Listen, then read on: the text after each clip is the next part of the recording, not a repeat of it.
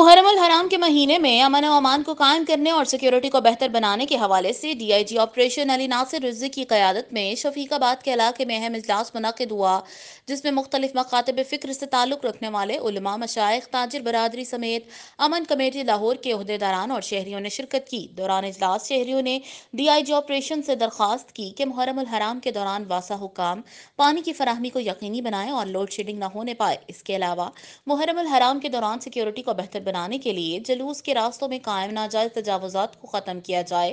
D I G operations علی ناصر رضوی نے اپنے خطاب میں کہا کہ محرم الحرام کے دوران امن و امان کو قائم کرنے کے لیے فول پروف سیکیورٹی کے سخت انتظامات کیے گئے ہیں۔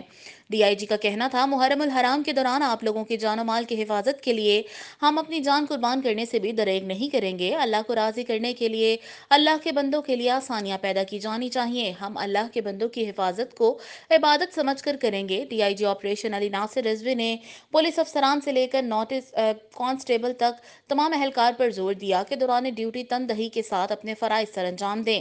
اجلاس میں سٹی ڈویژن سے تعلق رکھنے والے D S Ps, S H Os نے بھی شرکت کی۔ اجلاس میں نظامت کے فرائض ایس پی سٹی حمزہ نے ادا کیے، جبکہ قرآن کریم فرقان حمید کی تلاوت علامہ عبد المصطفیٰ چشتی نے کی۔ ایچ ایم فیاض، پی این پی نیوز، لاہور۔